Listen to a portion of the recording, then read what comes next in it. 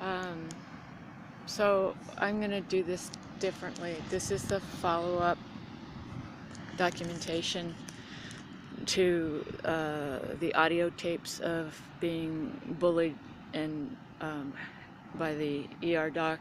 Uh, I don't even know what day. I mean, it's. I think that was Wednesday, and this is Friday.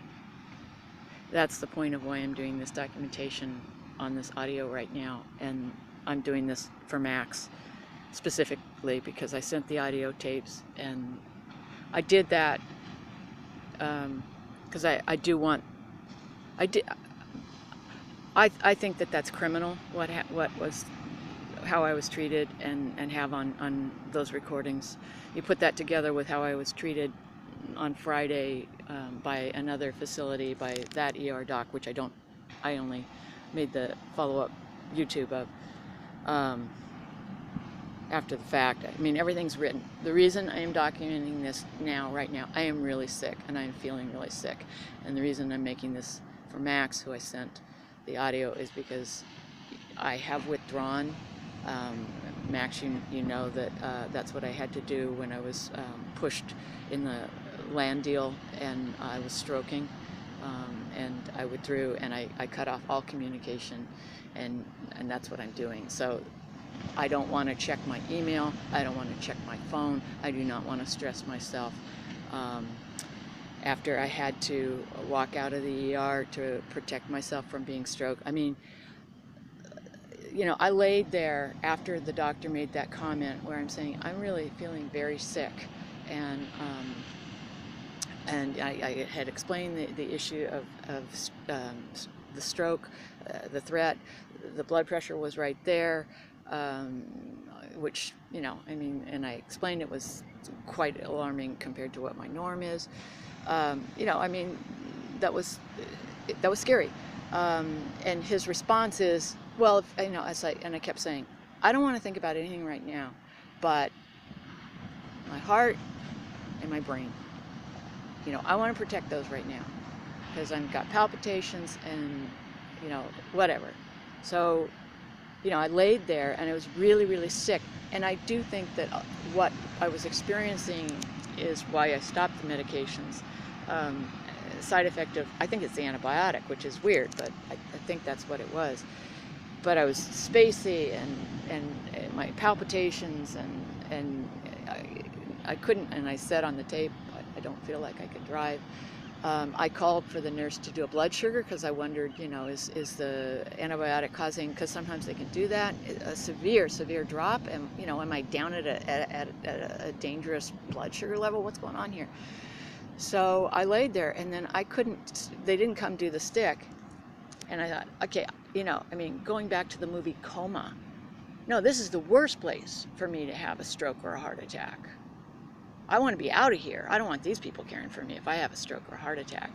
So I got up and left.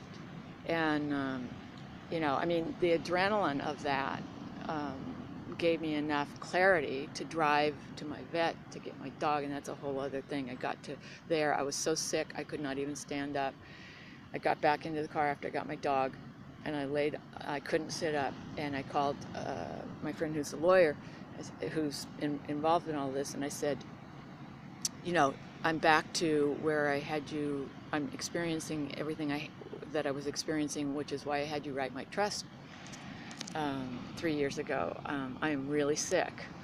They've set this thing off, which I don't know how serious it is, but it involves cardiac symptoms. And so, you know, it's like, and I explained the whole thing to her, and I said, listen, you know, I'm ready to go, and she knows that. I've had a really hard life, and I am really ready to go. I'm a Christian, you know, I'm good to go at any moment. I don't need to hang on here. I sure as heck don't want to be kept here as some kind of, you know, the movie Coma does come to mind. You make money off of people that, oh, never mind, I don't want to go there. But that's really where it was. So the adrenaline kind of, but anyways, in talking to her, the adrenaline kind of kicked in, and we made a plan. I talked it through. I said, you know, this is what I'm looking at, what my options are, which I then emailed to people. You know, really being cautious. What's the best course of action here? And I knew I had to stop the meds because they were making me sick. Um, so I went to Hahamungna, I waited it out till I thought it was safe to drive. Um, and then, like the last time that I was pushed where I was experiencing what would be, what you would tell an American citizen to report to the ER because you might be stroking kind of symptoms in January. I didn't want to get to that point, which is why I left. I mean, everybody knows that when I had to leave in January because of the stress. And this all goes back to this whole thing started with the stress of being threatened on my land, and where I just realized I have to leave LA. I have to sell my land. This is just making me sick, and it's unsafe. And so I know I'm not being clear, and I'm sorry, but I had to do some kind of follow-up documentation. I really do want, I'm doing this for Max, but you're the only journalist I was able to get those tapes out to. But I think it's really important that people hear what's going on, because I was just generic patient. It could be you. I guarantee you it could be you. And I think something has to be done. That healthcare professionals, licensed healthcare professionals, which I am, and I followed up with the clinical ER director of the other facility, who is also an RN, expressing that the non-licensed people were giving me better care than the licensed people. And I've got it all documented. I know what you're supposed to be doing, and I know they're not doing it. I mean, I can walk you through. Oh, this feels good. Getting a little angry. Getting a little angry helps, because it does. It's a little bit of adrenaline. But anyways, the underlying condition. Back to documenting. So then I made it to the place where I feel safe, which is a sacred land for Indian peoples, where they actually had a medical school in this area. They use plant medicine, and they're very sophisticated, the Chumash, and they had places that were healing places. So, I removed myself.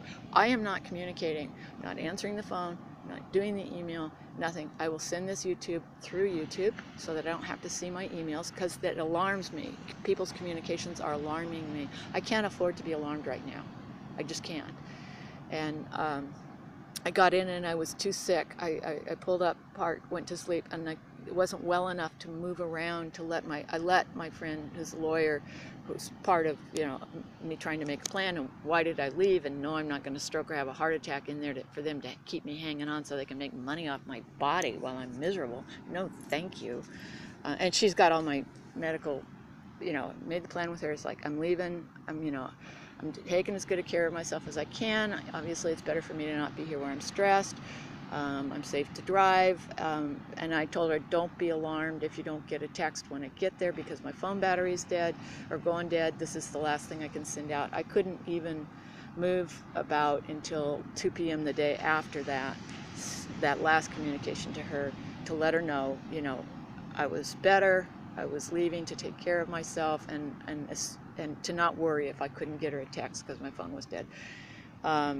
And then I kept trying to get up enough. I was that sick. I couldn't get out and take care of that, to get charge of my battery. So finally at 2 o'clock or 2:30 yesterday, can't keep track. And that's why I'm doing this audio recording. I journal, I have some, but I can't keep the documentation at this point the way I want to, because I'm sick. And they have triggered this underlying condition I have, which was the original reason 3 years ago why I sought treatment. They have triggered it. I suspect that it has something to do with hypothalamic pituitary adrenal axis. Just something's gone haywire there, and I'm just under so much stress. I have lived 61 years of too much stress, and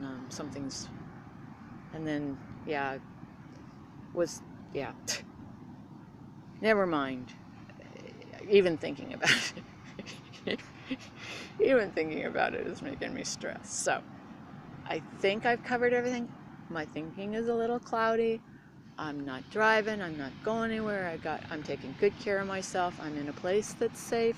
I'm not allowing myself to interact with people much, because even those interactions have been a little more than I can handle, being not feeling at all well. And I think this is the best I can do, and I hope it isn't too long, but this is what I'm going to upload. And again, I want the press. I want that. I want what happened in that ER that I sent in those audio tapes, plus the YouTube, so that it's not just one ER. It's the exact same experience of the ER docs preventing patients from getting care they need because they keep wanting to send them back to their HMOs. I mean, it's like, okay, clearly I'm going to get myself out from under the HMO that has, I mean that's the problem. What do I do? You know, send me back to someone who clearly isn't capable of treating my condition and is mistreating me? No, thank you. You know, where do I go from here? So I'm going to sign off. I'm too upset.